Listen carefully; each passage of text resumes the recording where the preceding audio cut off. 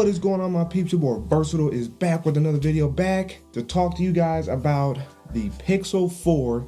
Yes, the smaller Pixel 4. And this is my review. Now, of course, it's not going to take me as long to do this review because I already did the review for the Pixel 4 XL. And the thoughts are overall the same. So if you guys do want to see like the full in-depth review about the Pixel 4/Pixel 4 XL, I'll drop the link up here at the end of the video because I definitely want you guys to hear my take on the Pixel 4 itself. So in terms of the Pixel 4, it's to me better to use than the Pixel 4 XL just because of the size factor. Not to say that I didn't like the Pixel 4 XL size, but there's an immediate difference between the Pixel 4 and the Pixel 4 XL in terms of size, especially at the bottom of the phone where it's a little more squarish on the Pixel 4 XL. Here it has much more rounded off edges and it's narrower or more slim. So you definitely also get more of a widescreen effect with the Pixel 4 over the Pixel 4 XL. So for me, one of my favorite devices from last year was the Samsung Galaxy S10e because of the size. Now granted, that was 5.8 inches as opposed to the 5.7 here, but nonetheless, I thoroughly enjoyed the phone. They're practically about the same size because the bezel here, it might contribute to this being 6.7 as opposed, or 5.7 as opposed to the 5.8 on the Samsung Galaxy S10e. So me, I do like smaller phones like this because of the footprint. It's easier to manage and hold. I do have kind of linky fingers, but to me it doesn't really matter all that much because I can hold it better. It fits in the pocket. It's not as uncomfortable, meaning it's more comfortable. And I actually almost forgot this was on my phone one time because it's also that much lighter. And so for the Pixel 4, the biggest difference in terms of the experience outside of the form factor is the battery. Yes, that's what I wanted to talk to you guys about on the battery. Now I'm gonna go ahead and display my results over the past 5 days, including today, because the 5 day would be last. Matter of fact, let me go ahead and get it now so you guys can see just how well battery life has been on this device, and it continues to get better every single day. So let me go ahead and screenshot, and I'm gonna post that up right now. So that's day 5, and like I said, battery is getting better. It's crazy how the battery is almost already to the point where my Pixel 4 XL was in terms of knowing my usage, knowing what to optimize, and just getting great battery life. The one difference, of course, is because it's a slightly smaller, once the battery percentage gets down to like 4 to 5%, it's gonna go by much faster than it will on the Pixel 4 XL. With that being said, that's 4 to 5% as opposed to the overall totality of the battery life. And it has been amazing. Shout out to Jay Will, who also got the Pixel 4 on the deal. He said Android Stead also got it. The battery life has been amazing. As you guys have saw, I can easily get 4+ hours out of this. I can easily get 5 hours out of this. And if I really wanted to push it, as I did the first 1 to 2 days, you can get 6 hours of battery life on here. And based off of today, I have 19% left with 5 hours, 25 minutes screen on time. I could easily push that to 6, maybe 6.5.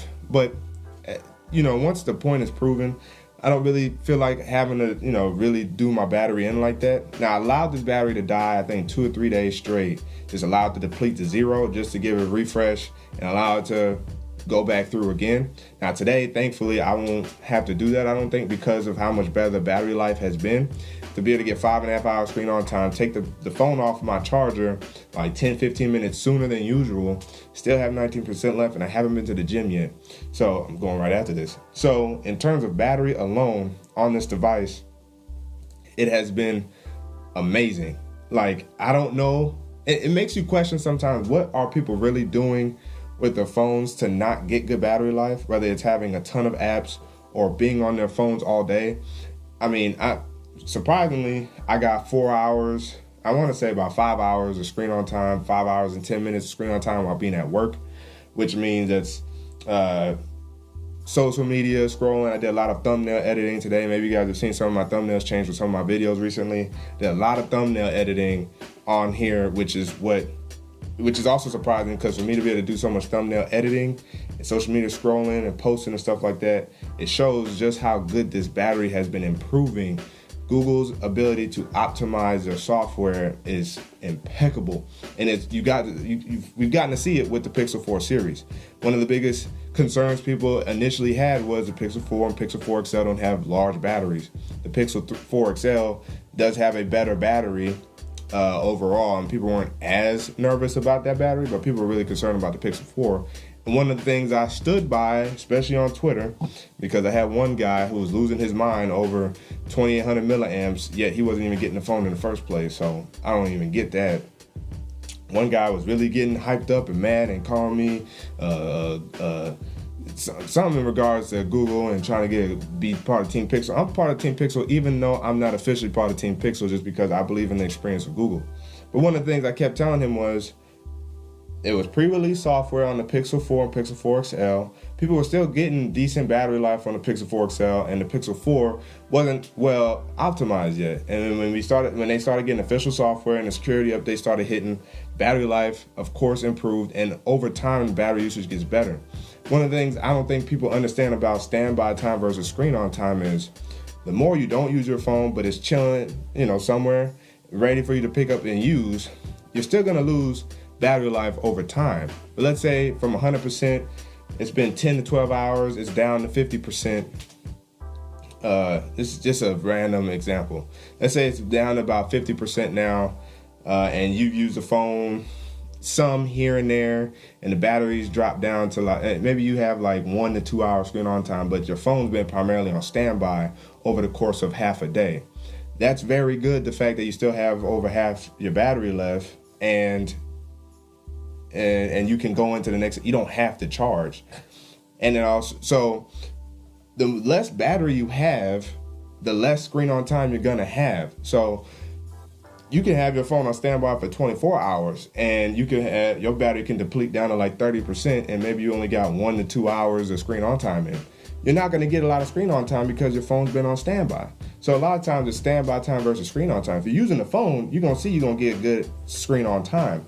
Here, my phone lasts about anywhere between 13 and 15 hours, and I'm able to get 5 to 6 hours of screen on time out the phone. But as I lessen the usage being on the phone, my screen on time is probably going to dip down back to the 3.5 to 4.5 area, which is where I started averaging with my Pixel 4 XL. But you're gonna see my standby time go up, and the phone being able to last now from 13 to 15 hours to 17 to 18 hours. And then, of course, on the weekend, it gets even better because I'm not on my phone as much. So that's the difference between screen on time versus standby time. The longer you don't use your phone, the less amount of time you're gonna get to use on the screen. So that's just a normal thing when it comes to battery life. And so with this Pixel 4, I'm very confident in it being my daily driver, me being out and being able to get good battery life out of this, because it's proven so just in the first 5 days. And I'm looking forward to what it's gonna be like over the rest of the time of me using this phone. Now, in terms of everything else, cameras are the same. Cameras are spectacular, great, best on the market.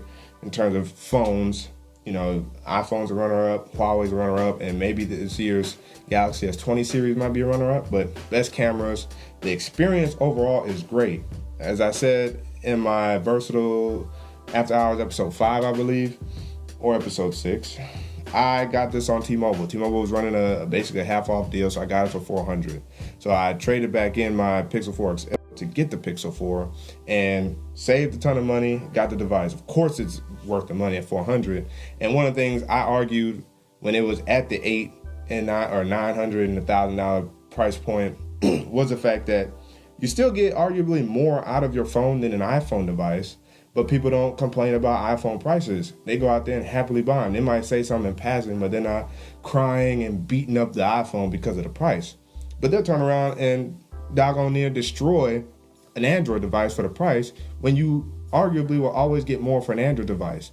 It always comes, or now more than ever, you see it's coming down to experience. And with Google, their experience is so refined, it can be easily matched up against iOS. Now, save for iMessage and FaceTime, Google Duo has been a large runner-up competition now to FaceTime, and Google's like kind of working on RCS in terms of iMessage-like features and capabilities for Android messages. But in terms of experience, you're gonna get a solid experience. So I'm like, just keep the same energy with the iPhones versus Google's Pixel devices if you're gonna harp about price. But now that price has pretty much been falling for both, well, at least for the Pixel 4 series devices, you could probably find them arguably $100 off, $150 off much more often. If you want to wait and get it then, go ahead and do that. If you were able to take advantage of T-Mobile's half off deal over the past week, I don't know if it's still running now, let me know down in the comments below. Let me know what you guys think. But definitely don't be so worried about all these other people claiming they're not getting good battery life, because as you've seen from here, maybe Jay Will, maybe Android Studies talked about it, some that I know, all who have gotten the Pixel 4, we're getting good battery life out of the Pixel 4 and Pixel 4 XL. We put our money where our mouth is and have been able to experience both devices. So now I can link the card right here for you guys to check out the Pixel 4 XL review, which pretty much goes into detail about every other aspect of the phone. And I still touch on the battery in that, of course.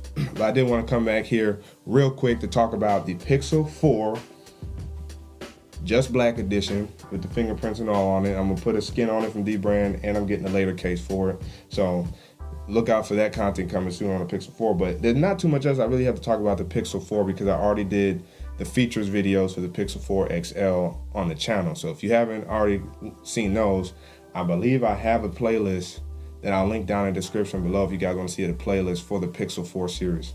So that's it for this video. Hope you guys appreciate and enjoyed it. Let me know down in the comments below what you guys think about the Pixel 4 devices, whether it's the small one or the big one, Android in general, phone prices, whatever it is. Let me know down in the comments below. But your boy Versatile is signing out, and until the next video, I messed that sentence up.